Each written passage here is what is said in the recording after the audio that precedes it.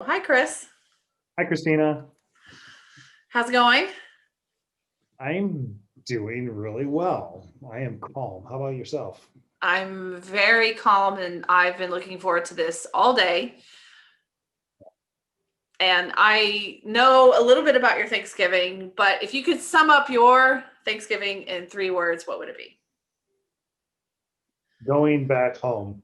Oh, yeah, I guess go ahead and tell all the news if you're going to go that far. Yeah, I think, well, today we put the place in San Luis Obispo back on the market, and we'll wait for a little divine timing to happen, and we're going to go get a house in Santa Monica and just dive in. That's great. Well, It's our congratulations. What'd you thanks. say? It's our 4-year plan. We're going to get Hudson through high school in Santa Monica, and then we'll be, we're obviously debt free with cash in pocket and figure out how we want to spend the rest of our lives traveling. Ooh, it's great. So that's 4 more years, right? 4 more years. Excellent. Well, I do want to say congratulations because it's a big decision, especially financial decision in California when you're moving around within the state of California. So welcome back. You're going to be an LA County neighbor again. Yes.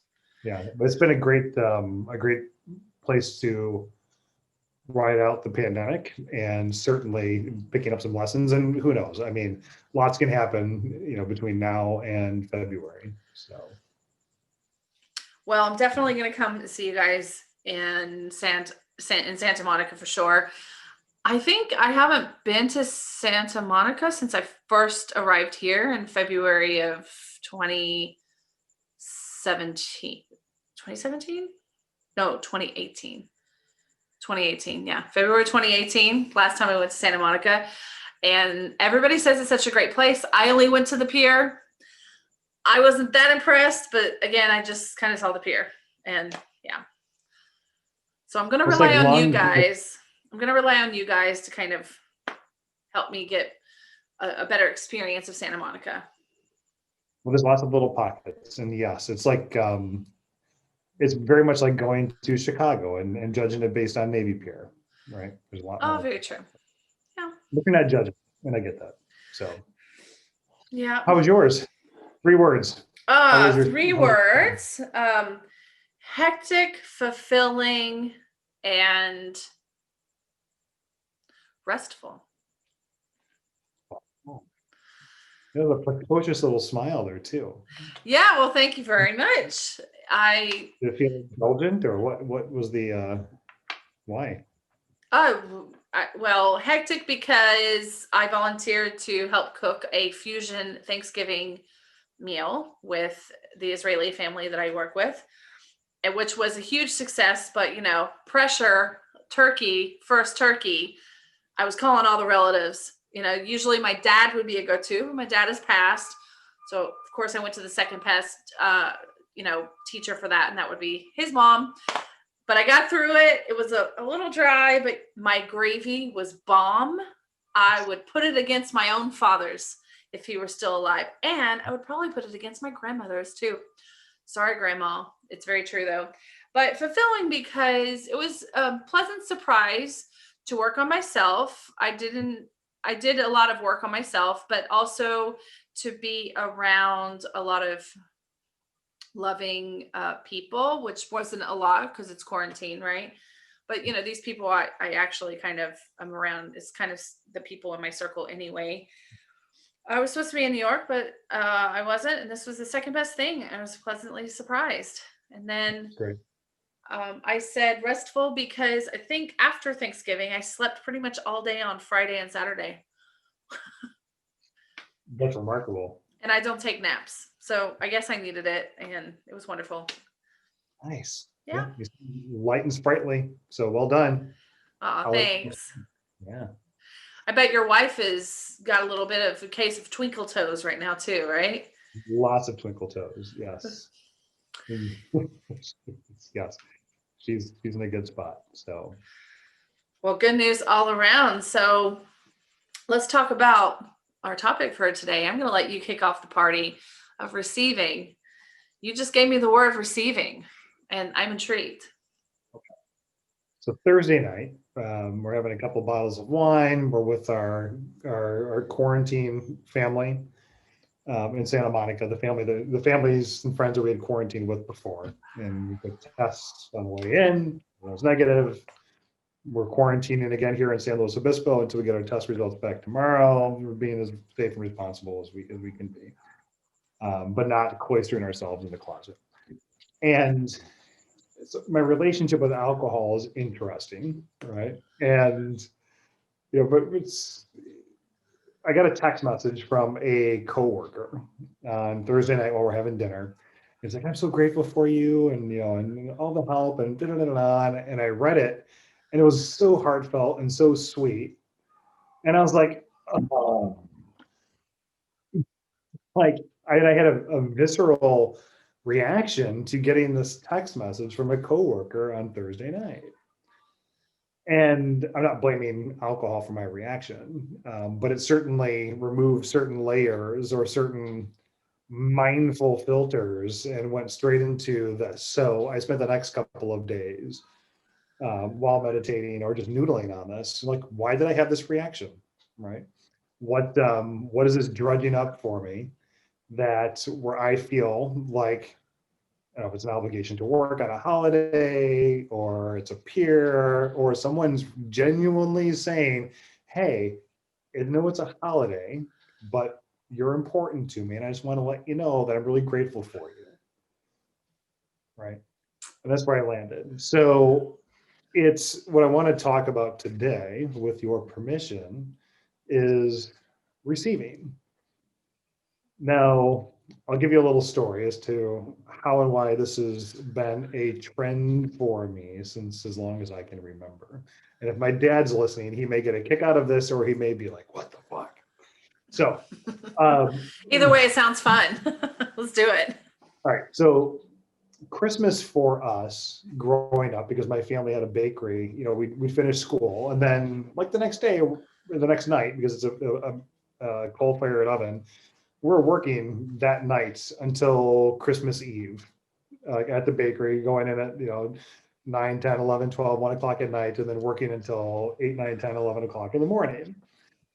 And so you weren't really a McCann until you had dreams about loaves of bread chasing you around the bakery. Nice. So I remember telling it to my uncle, and he's like, now you're part of the family, right? He's like you don't know what happens. But it was really special because we always had family and friends would come in and pitch in, because they're selling, tens of thousands of loaves of bread and baked goods and babkas and all sorts of things. So it was cool to see extended family and have them come together.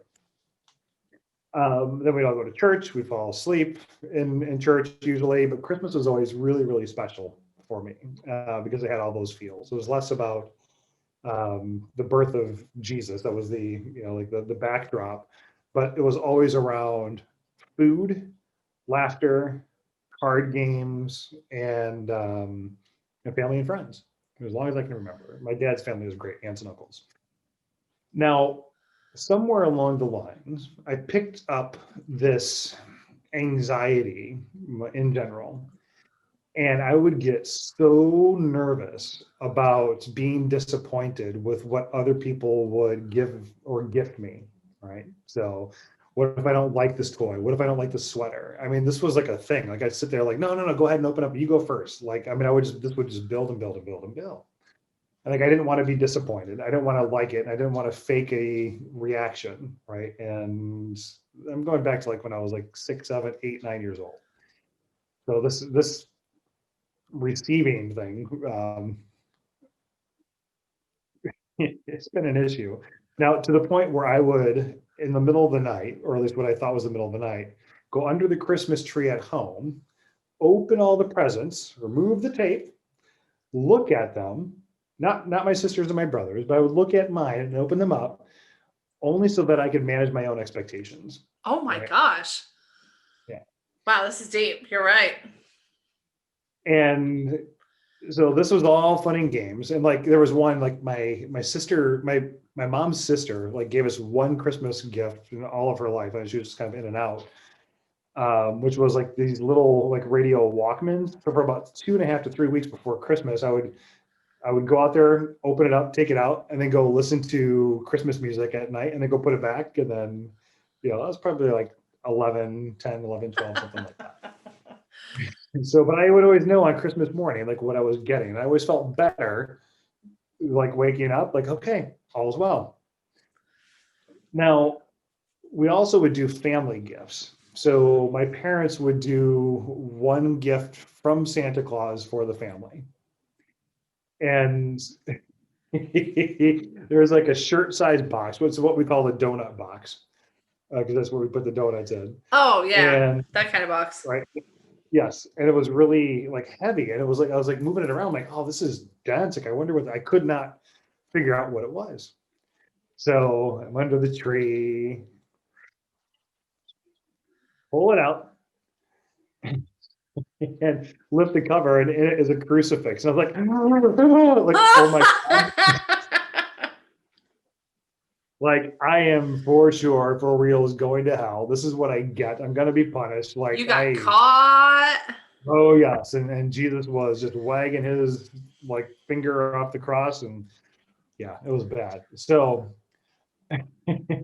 so there's been quite a bit of psychotherapy like around this, but as I know it sounds awful, but my anxiety, this is where it would really perpetuate was, and I love to give gifts, like giving really heartfelt things to my sister and to my brother, and we had those little things at school where you'd go and take $3 and go buy something, right, for your family, buy something for your mom, your dad, and I always love that. And then making things by hand, I would draw pictures, I was drawing the Christmas cards. Like I love giving, and I love seeing the reaction and the joy. Far be it though for me to receive.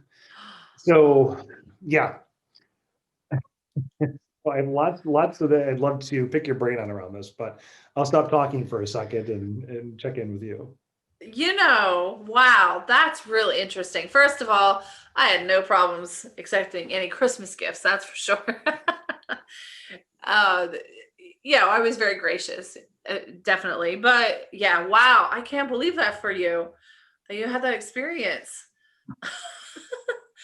So this is interesting that you brought up the word receiving, because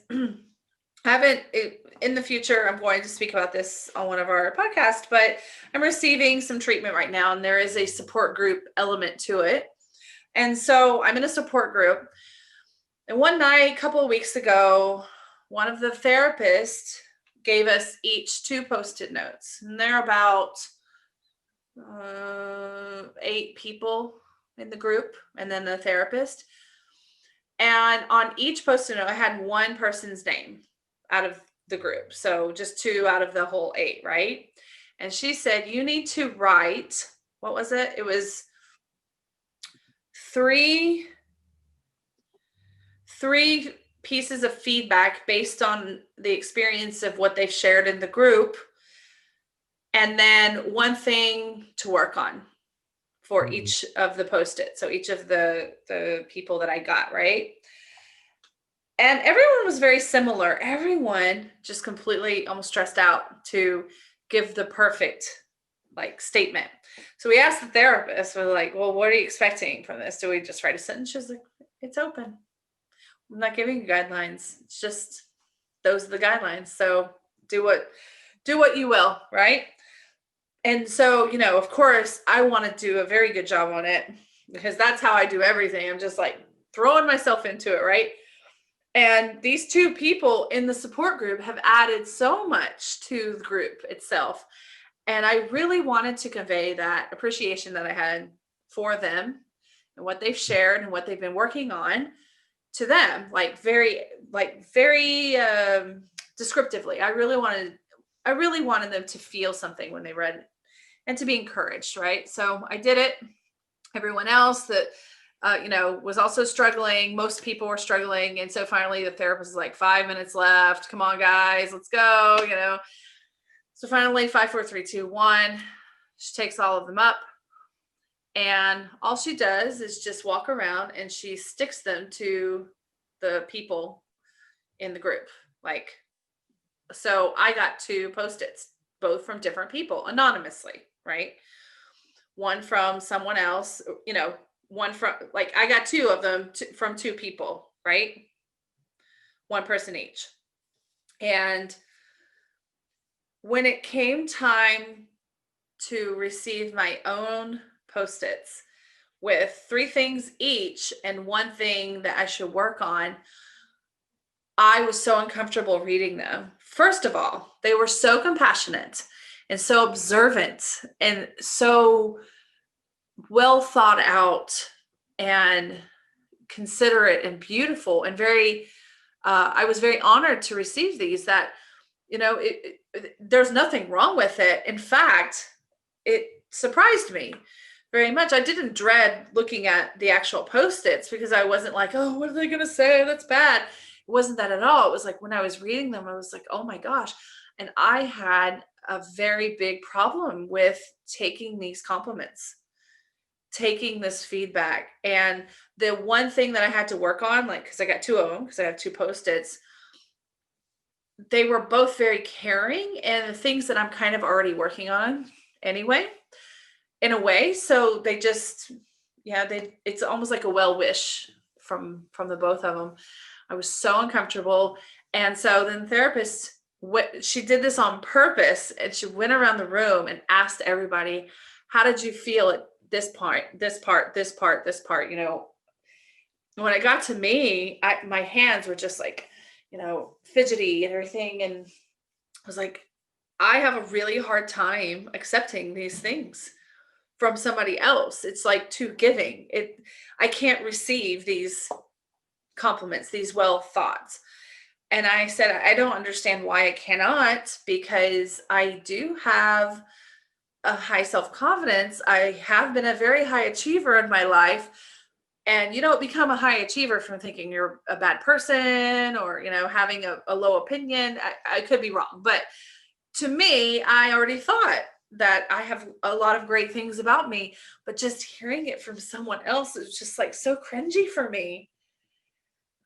And so that's something I'm working on, is receiving when I'm giving a lot. And I've noticed that trend all my life. I've improved upon that trend where I give more than I receive. And sometimes way, way, way overgive and under receive completely, or not receive anything at all and be fine with it. And there are times in my life where I was like, wow, I got nothing for that. Well, I should be thankful, blah, blah, blah. I did what I wanted to do, but I didn't get anything for that. And then I started to feel like, you know what, I do want something. So things are changing for me.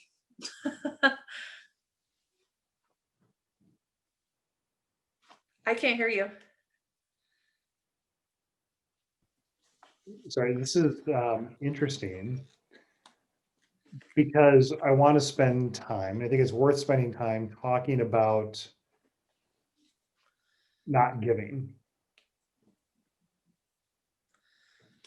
And the Bible says God loves a cheerful giver, right? Or is it it's better to give than receive? And that's just the mantra that I grew up with. And this is an overarching theme and a lesson, or one of the lessons for me to work on in this particular lifetime, without a doubt.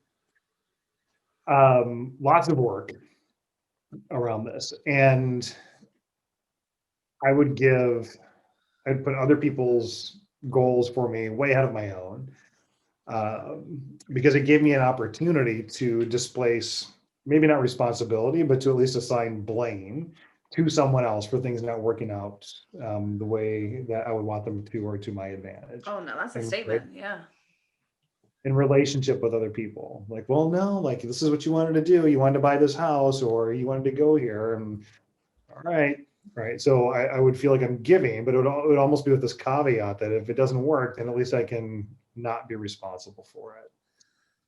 And it's not something I would have recognized or been able to say, even a few years ago or a couple of years ago. But one of this relationship between giving and receiving, And throughout most of my life, I've had such an overwhelming ability and desire to give that I was always sacrificing myself. And I've lost out on a lot because I haven't been able to find that neutral point when I give and when I receive. And everything's about balance, right? And that's just how the multiverse works. And this message is really about learning to stop giving when you know it's not in proper balance for you or for myself to do so. Recognizing that the boundaries that we require to harness this energy for ourselves, right? You put on your own oxygen mask first before attempting to assist others.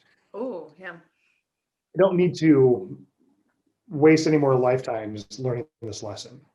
And my hope is that this is the life experience where first I open up to receive, and then if it feels good, give. Even just you talking was kind of triggering about that, because it definitely is an override on my system. But you're right. I think that we do have a society that overemphasizes over giving and not maybe receiving as much as you need to be supported so that you can give to others. Do you know, like, it's always like a mom problem where moms like stop taking care of themselves to take care of their children or their families, etc. I'm not a mom, but you always hear about how things just kind of fall down for them in order to raise a family. And that's great, but there becomes a point where I guess the belief of the other side is like, why are you doing that? Because if you just took care of yourself and asked for help and receiving support, and even the support of yourself, then you would have, first of all, a better experience, and second, it would make you feel better in order to serve others in a better way, to give more. So that, to me, you're right. It's the right way. It's the right way forward. And it's not that we're a bunch of selfish assholes at all. Because some people are like, man, if you don't give, you're just a selfish asshole. One thing that's kind of my pet peeve, I grew up in the South. I grew up in Tennessee. And, not to knock the South or anything, but, you will go to the South. Have you been to the South? You've been to the South, right? No, I mean, Okay. well, no, actually, I really haven't. Like, other than Florida, I've been able to avoid, and Tennessee, I don't consider to be the South because it's like it Oh, was drivable from Chicago. But I do consider like Jackson, Michigan to be the South, right? And for different reasons. But a lot of oh. but people would come up from the auto, like from the South to work in the auto industry. And so they still maintain the Confederate flags, the Oh draw. my. Oh, yes. Yeah, still very much a real thing. So while I haven't been to the South, I feel like I grew up there.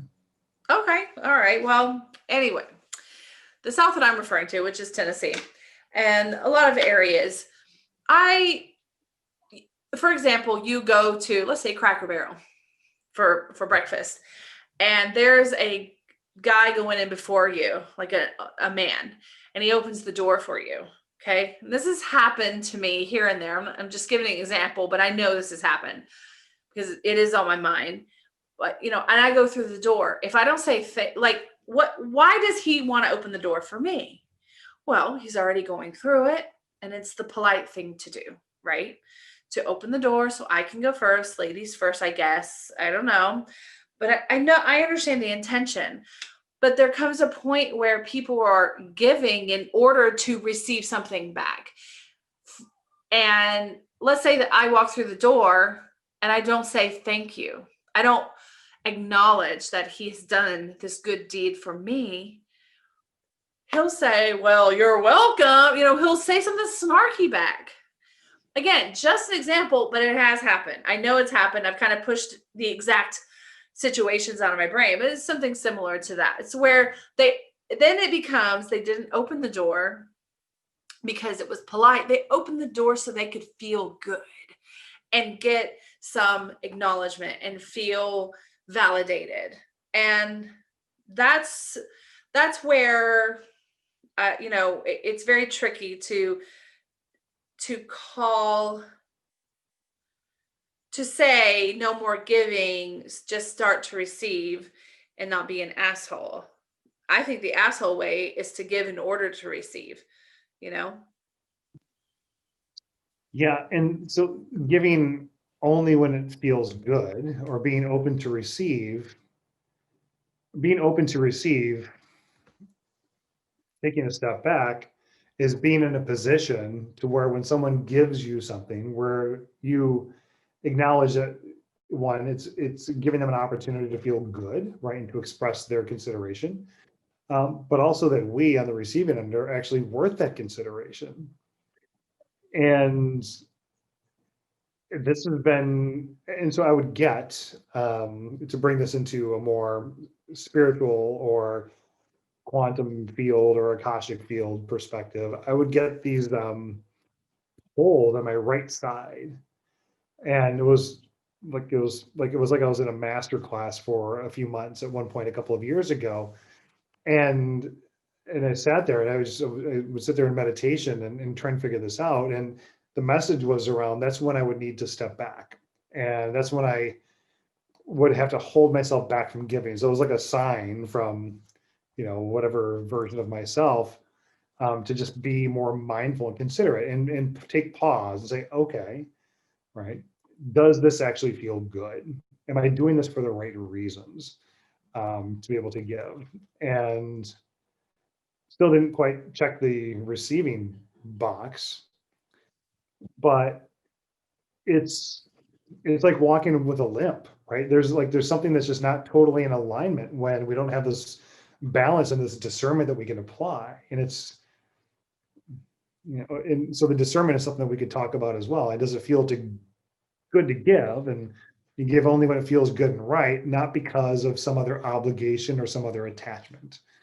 It can be this balance of yin and yang, or divine feminine and masculine. There's all sorts of, extrapolations and metaphors that we could apply to this. But when you just view this as an energetic system and a balance that exists in the world around us, and if we're give, we're going to develop other symptoms in our physical body, right? Because we're out of alignment, we're out of whack.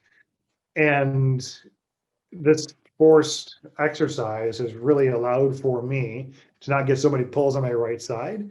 I don't catch it all the time, but at least now it's much like meditation, I suppose, where just catching your thoughts drifting is really the meditation itself, where you can pull yourself back. I don't know that I would have gotten that text message on a Thursday night and spent a couple of days reflecting on it and trying to extract some meaning that I could then apply that didn't exist.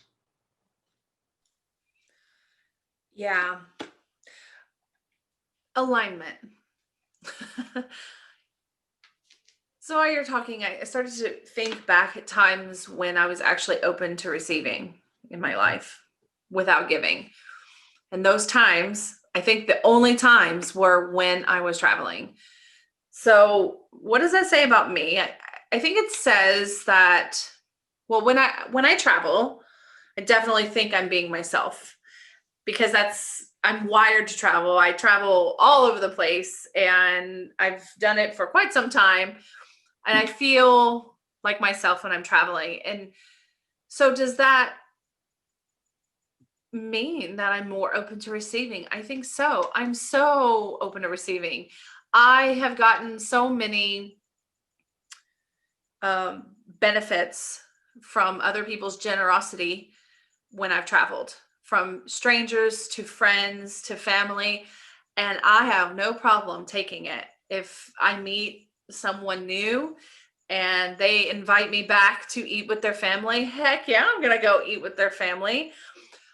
One of the best experiences of my life, well, there have been a lot, but one of them, right, was when I lived in Seoul. I decided to visit China, and I don't like to go into a country unarmed with some basic language.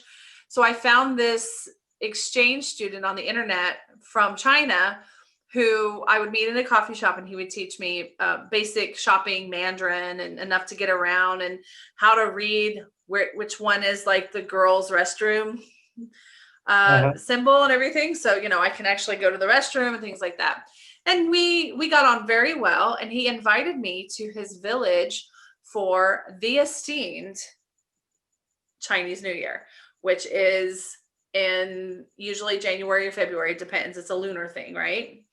And of course, I was like, heck yeah. And when I went, first of all, I did bring gifts. I brought gifts that represented me. I brought some Korean things, but I also brought some American things. I went home for Christmas, and I brought things back for the intention of bringing to them. Not too many things, just a couple of things, right? And I was the guest of honor in the entire village. And it was just like feast and feast and feast. Well, first of all, they eat like that anyway, because for 2 weeks they celebrate. This is their big holiday, right? So for 2 weeks, but they started buying special food for me. They had everything ready, and I was all about receiving, and I did not feel bad about it. I felt very honored, and I just soaked up all the generosity, and I soaked up all the learning. I was in a village 45 minutes outside of Qingdao in the dead of winter. The bathrooms are a hole in the dirt outside. And when you pee, the steam comes up and smacks you across the face. And they're used to going to the bathroom in the dark. But they were like, yeah, go outside if you got to go to the bathroom. And it's in the middle of the night. And I'm just like, I can't see anything. I'm like, do you guys have a flashlight? Like, oh, well, we'll take you. So I was like, but don't stand there. I've got so many stories of China. They have no bathroom shame whatsoever. Like, I've peed in front of a lot of like people, crowds, audiences, everything in China. But anyway, my point is that it was just a big celebration all week, and I had no problem with it. I brought a couple gifts. So do I have to freaking travel all the time to feel aligned enough to receive nice things? I mean, I do the same if people come to my place, but not in that way. That was over the top, but I didn't feel bad about it. Yeah, it's funny. I wonder what that is, where you feel most in balance, because you're vulnerable, right? You're sitting on a bench with 5 other people that are smoking cigarettes, going to the bathroom, right? Yep. No, there's no bench. You have to do the Asian squat, just saying. I guess I had it fancy when I was on a bench. It was in an office building. But yeah, that's really interesting. A bench. Wow. Yeah, I want to talk about that one time with you in the future. Yeah. So giving only when it feels good. That's Well, then I think, when do I give? When do I overgive? I think it's an anxiety thing. When I have high stress, high anxiety, I overcompensate by giving too much, whether it be a physical thing or my time or my service. But then there's also a loyalty issue that I have, where it's like, well, I committed to such and such and I have to do it. And that's giving, even though I don't want to do it, you know? and so receiving is an interesting thing too, right? And maybe this will resonate. And it's, is there something that you're receiving that feels energetically depleting, where it does come with some sort of an obligation, or it does feel heavy, like it's taking away from you or distracting you from what feels better? It's our responsibility to tune into what we want to be around and the frequency that's going to make us feel good. Just because it's there doesn't mean you have to accept it. And this discernment around what we want and don't want to communicate or interact with, and having energetic boundaries around it. This is, and I'm really interested in getting your thoughts, because I'd like to have a couple of practical tools that we can share with others. Yep. But how would you then discern Christina King, if something that you're receiving is something that you would actually be willing to take on.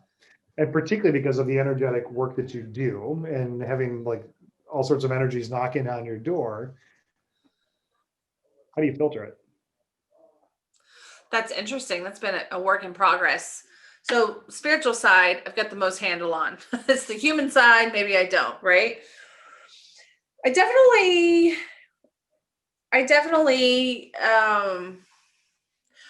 well, spirits, I kick them out all the time. And I set the boundary like, nope, you're not coming in my house, right? I'm always open to my own communication because I kind of invite the other side, I guess, or the realm of Akasha and my spirit guides.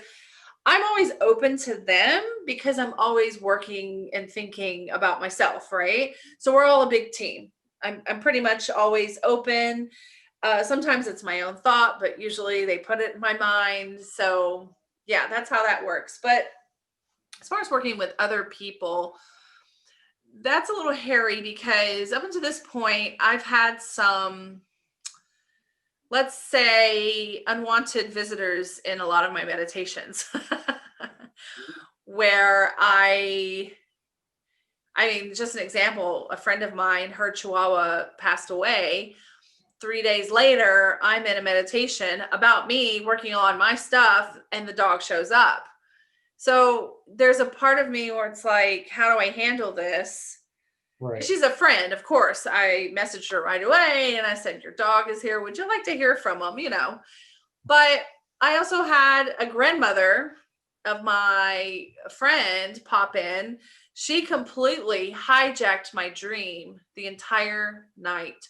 She hijacked it and then in the morning, I just felt so disconnected and I checked in and I was like, why do I feel so disconnected? Oh my gosh. I think my friend's grandmother is coming through and that's why she planted this dream. And sure enough, she pops right up right when I acknowledge her. And I'm just like, oh my gosh. So, you know, it's a work in progress because how do I stop always receiving information? And then there's also a promise that I've made to the universe because I have been put in this position. I take it very seriously. So when things do come through, I feel a high sense of responsibility to tell about it and report it, right? But then there's a part of me that doesn't need to be doing that all the time. And I'm talking, this is just with friends and family right now. Yeah. So that's good. It's not about strangers. I'm not going to the butcher and like, your grandma's here, you know? So that's good. But as far as me receiving, a long time ago, I used to feel obligated to answer the phone, to answer a phone call. And then I just started avoiding it like the plague. Because that's receiving. Because in my thought process for that was if it and then caller ID changed everything. If someone's calling me, what do they want? Mm-hmm. What do they want from me? Now, because I am who I am, I'm often the first friend everybody calls because I'm supportive and I listen very, very well. And I usually do have a little insight. And even before I was very active spiritually, I had a lot of insight on things. So of course, being a nice person and supportive, you know, that's very attractive. I'm always the first friend that people call. Very interesting enough, right? 2 months ago, maybe my best friend was requesting that I call her and I knew what she wanted. And I just honestly started avoiding her. I'm avoiding my own best friend. Now I've been through her divorce with her and she tells me, and I agree, I was a big support, probably the best support that she had through that time. And that was like a 1.5 to 2 year process. Well, here she was needing me and I had my own issues. And this is right before I started to receive treatment for my own things. And finally, I'm like, you know what? How do I solve this problem? Because I can't handle this. I can't handle receiving another phone call. And there were all of a sudden other friends and family were calling, and what felt like dumping on me. And I'm like, wow, what a bitch. One part, you know, it's like, here I am, like a terrible friend because I'm feeling so repulsed by all of these people bombarding me. And then I was like, you know what? No, I don't feel repulsed. I shouldn't feel repulsed. I'm the one that needs a little bit of space here. I'm always there for everybody else. And I need to be honest about that. And I don't want to say, you know what, why don't you give it to me? It wasn't like that. It was just like, I'm sorry. I'm at a point right now where I cannot take on anything outside of myself. I adore you, I love you, but I'm unavailable to be supportive at the moment. I'm so sorry.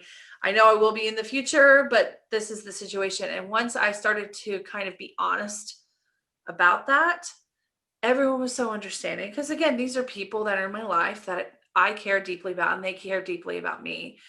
A lot of them did apologize. Oh, I didn't mean to put you in the spot. But that's the first time I ever kind of quote pushed back. And I was very compassionate when I did it, but I was just very honest and just laid it out. So as far as people requiring me of listening or helping them, I'm learning and I've made some progress. I'm pretty proud of it. What about you? Do people, because of who you are, does this like similar thing happen where you just kind of become the person, the go to? I can imagine you do though, but there's also, you're pretty authoritative with yourself, I feel. Well, yes, and that's interesting because I've actually thought about that, and not even on the, so certainly on the giving aspect, because I would, and in retrospect, me focusing on other people and their situations gave me an excuse to not clean up my own shit. And Oh, wow, that resonated. Keep going. Sorry.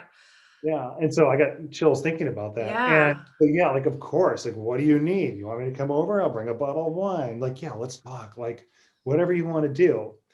Um, it would give me, and then it's like, well, I'm helping people. So I had operated under, and I can't remember which motivational speaker this was, but it's like, in order for you to get what you want, you have to give or something like that. Um, and in order to, yeah, I wish I could think of that, but it was like Og Mandino or Norman Vincent Peale or something. But if you give people enough of what they want, you're going to get what you want, right? And that's not exactly how it works. You're going to get what you need, right? Which could be in the form of a lesson. Which, in your case, as you were talking about your situation with your best friend, we have all these teachers that we've contracted with coming into this particular lifetime. It's like, oh, you want to work on this? Okay, I'm going to keep pinging you until you learn your lesson and take your licks, right? And so then of course, when you actually put up boundaries, like, oh, we totally get it. And then at some level, right, like, okay, good. So we're done with this lesson. Let's turn the page and move on to the next one. But yeah, for me, it was just a huge distraction where it just gave me an opportunity to not have a very examined life and lifestyle. Now, I probably taken it too far to the other degree. Like, where I'll hear from people, I'm like, nope, gotta go meditate, right? Or nope, I'm gonna go stare at the stars, or nope, I just took a micro dose, it's my time. Um, so, and but that is important for me to have those boundaries and this level of awareness, even just talking through this with you. It does come back to balance, right? And this connection. I had a friend of mine reached out to me today that I've known for well over 10 years. And he's like, I just miss talking to you. And I haven't responded to him yet.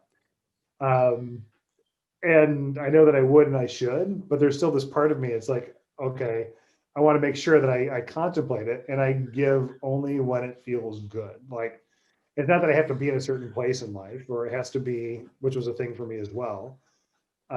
Like, if I was stable and happy and things were moving, then I could interact or engage with the world. But if my stuff was falling apart that day, that week, that month, that year, then I wanted nothing to do with it. But I probably have taken this discernment too far.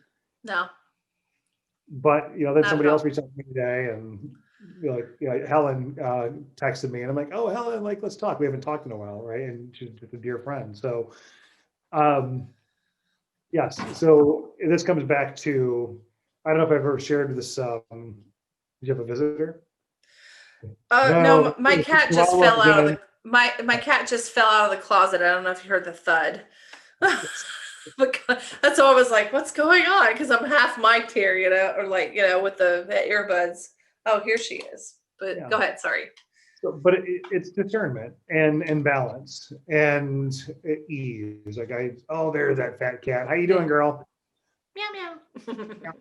Um, I don't know if I've shared this with you, but it's the like my breathe, listen, speak thing. So when I find myself triggered or like a Thanksgiving text or something at work, like how do you like field test this? And it's not like every time something pops up at work where I can just be like, okay, hold on a second, I'm gonna go sit on the patio and meditate. And no, that's not how life is. That's not how it's designed. So this breathe, listen, speak mantra that I received through the ether has been crucial and has helped me uncover so much more. So breathing, actually we could talk about this in detail at some point, but breathing meaning just taking pause or catching yourself for a second, just okay. And then listening could be listening to somebody else, could be listening to your body, listening to your own reaction, listening to the voices in your head. It's just being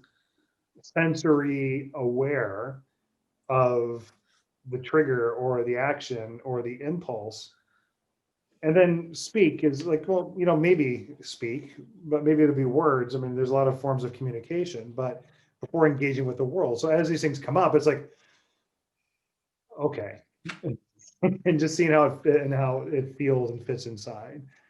Um, the receiving is interesting. I made note of this last night when I was walking around.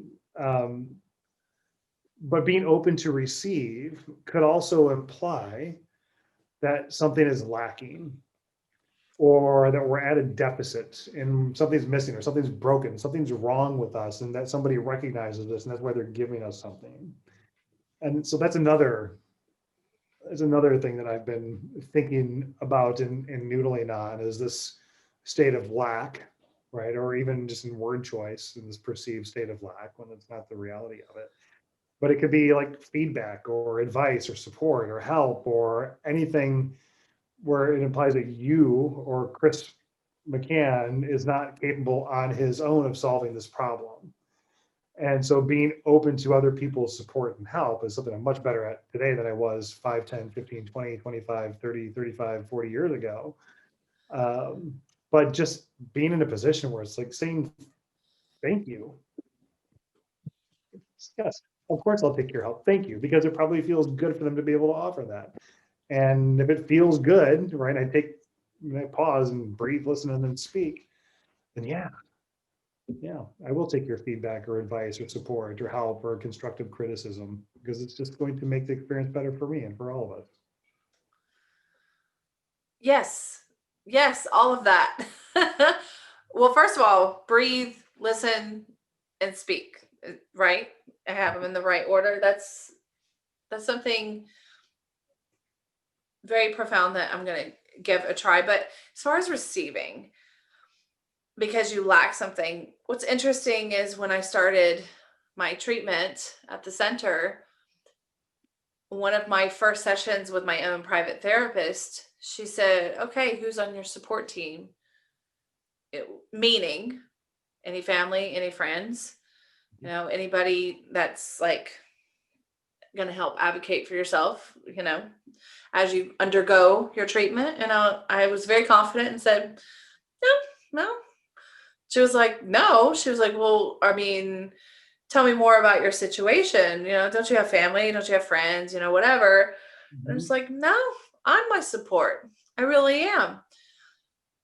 Now time has passed and I realized it's been a very vulnerable thing for me, but I realized that it's good to receive support. It's good to have a support team.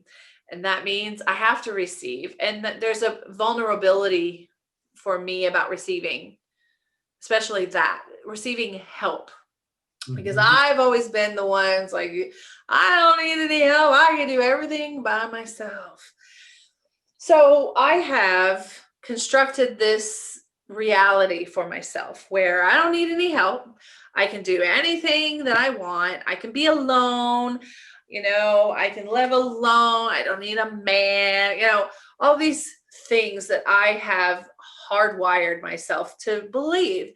Well, now I'm starting to look at those wires and understanding why I hardwired different ways of thinking, and a lot of it has to do with my past experiences. Nothing traumatic, but just being in life where I had maybe an unsavory experience with something, and I just said, you know what, I'm done with that. I ain't doing that again. Ha ha ha. Mhm. And so I constructed this reality. So now I'm unraveling and unfolding this reality. And I'm starting to understand that I can break those wires and construct new ones according to how I really am inside as a human. I'm absolutely off the charts, fantastic spiritually, believe me. But the human side of me is a deeply flawed, deeply deficient in a lot of things kind of character. And for example, one of the things, I haven't dated in quite some time, and there are a variety of reasons. But one thing I always joked about is like, oh, I don't need a man until I turn on the bathroom light to go to the bathroom at 3 a.m. and there's a roach. That's when I need a man, Like, damn it, that stupid roach. If I just had a man or someone here to kill it for me, cat, why are you still sleeping on the bed? Isn't this your job? Kind of thing. Why do I have a cat if you're not going to hunt roaches and protect me? That's your job. I give you everything else. You get one job. That's it. So I'm realizing now in my recovery that I am interested, perhaps, in pursuing maybe a romantic partnership in the future. Now, getting to a romantic partnership, that's a big thing. I mean, there are a lot of steps involved, including the first one is within me. And one of the therapists posed to me a question. Hey, why don't you write down what you want?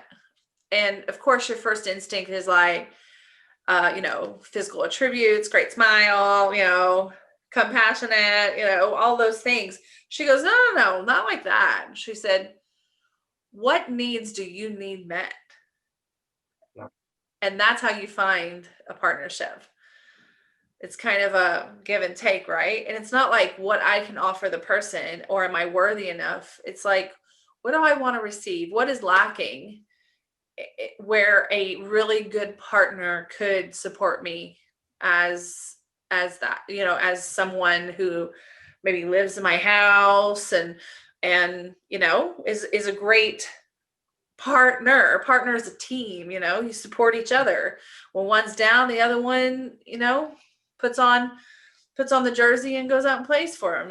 And there have been times besides the roach, like when I'm like, oh, did I forget to turn off the hair straightener? Like, oh, if only someone was still at my house. That's not the cat. The cat's not doing that yet. She can't check. So I joke, but it's very interesting that now I'm thinking in different terms. It's like, well, what do I want to receive? And I tell you what, that's the hardest list, because one side of me is like, I don't need anything. I can do what I want. I can buy my own diamond rings. Isn't there like a Beyonce song about that?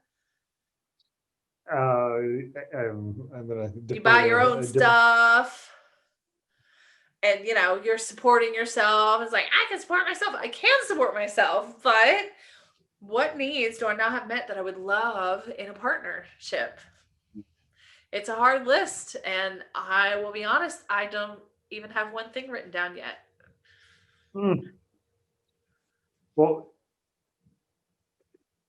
I don't need to tell you this, but we'll share this with the audience, that in order to start bringing things into reality, we need to, get those out there and write them down and articulate them and create them. Yes. But it also, in writing and putting these things out there, it does remove the ego. And it's one thing to have it in your head, it's another thing to put it down in words where you become your own editor, and this ability to reflect. So good luck to you on that. I think it's an amazing project. Yes. Project it is, and thank you very much. So we're coming close to the end of this episode. I was thinking about a coaching client of mine where this was a very real topic for her a couple of weeks ago, and the relationship that she's was in, and like, I'm doing all these things, I'm giving and giving and giving, but this person's not, not responding or not engaged. And then we ended up, doing some more work around her marriage for 10, 15 years, where she was married and then found out, I mean, she did everything for him. He was an artist, so she was the breadwinner, and he was dual residency between New York and Chicago, and then found out that he had a whole other life over there. So there's this. And so, giving and receiving, can just be patterns, and there are lessons available to us to be able to learn if and when we're ready to be able to do so. So this episode to me feels a little scattershot because there's so much to explore around the emotions and psychology and the spiritual awareness of giving and receiving. So both of us, both Christine and I, we work on this for ourselves and with other people. But if you had to give one little prompt or one little suggestion, Christina King, for self-examination or self-inquiry to the audience, what would that be? Caught me off guard there because I was processing everything you were saying. So this episode to me is a wake-up call and a call to action all at the same time. And if I had one thing to say to anyone,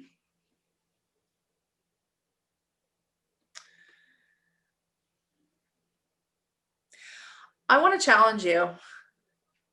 And I'm going to do this. I'm going to do this myself. Yeah. Set aside the next week and just live with the intention of only receiving. I'm going to do that. I think that is the ultimate boot camp for this kind of barrier. And it is a barrier. It's a barrier with my clients. It's a barrier, especially with human side of Christina, that's for sure. And I think to understand what it feels like to actually allow yourself to receive and to be honored is a big step in the right direction. And now it's not going to solve, like, you're not going to automatically be the receiver of your dreams. Like, whoa, I receive everything now, I'm never going to give again. No, that's not the point. It's not to see what you can get. It's to see the mindset, the mentality, the permission that you have to give yourself in order to receive. And then when you do receive, and you can ask, of course, but when you do receive, what does it feel like to you? And, is it a positive thing? Is it a negative thing? There's so many different emotions that could be going through your mind. And I can't even guess because I'm just one person. But if I had to guess, maybe vulnerability, maybe a self-worth issue going on. It could be a multitude of things. But yeah, a week of allowing yourself to live and receive. I'm going to check in with you in a couple of days and see how it's going. You should. Hold me to it, buddy. Yep. I will. I think for me, and this feels very similar to the recommendation I gave to my client,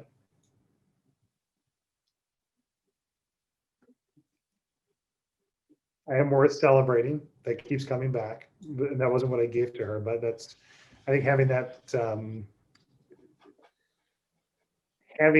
that statement on the front end will just start to chip away at any feeling of lack or not deserving this.